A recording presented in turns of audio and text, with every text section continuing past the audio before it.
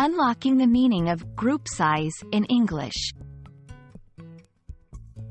Hello everyone, welcome back to our English language learning journey.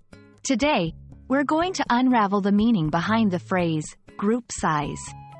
Understanding such phrases is key to mastering the English language, especially if you're looking to use it in professional or academic contexts.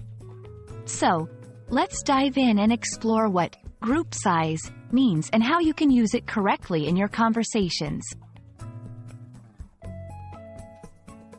The term group size refers to the number of individuals that make up a group. It's a phrase that can be applied in various contexts, such as in business meetings, classroom settings, social events, and scientific research. When someone mentions group size, they're talking about how many people are in a specific group or gathering. For example, if you're organizing a workshop, you might ask, "What's the optimal group size for this activity?" You're essentially inquiring about the best number of participants for the event. Why does group size matter?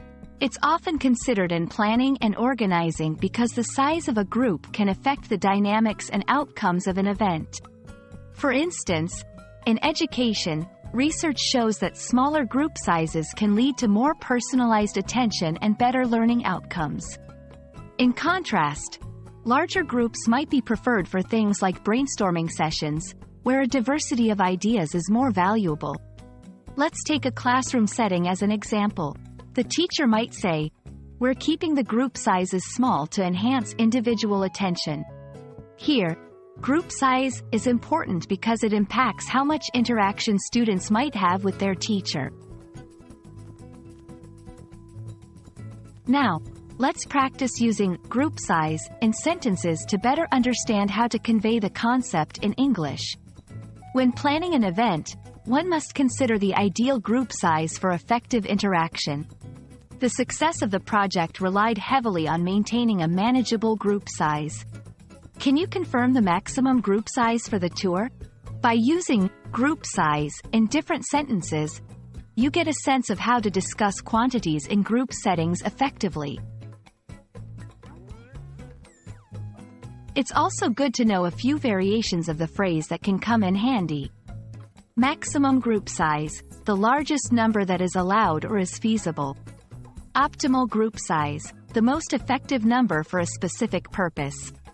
Small group size indicates a smaller number of participants, often implying more focus or intimacy. Large group size, a larger number, which could imply less personal attention but greater diversity. Thank you for joining me in today's exploration of the phrase, group size.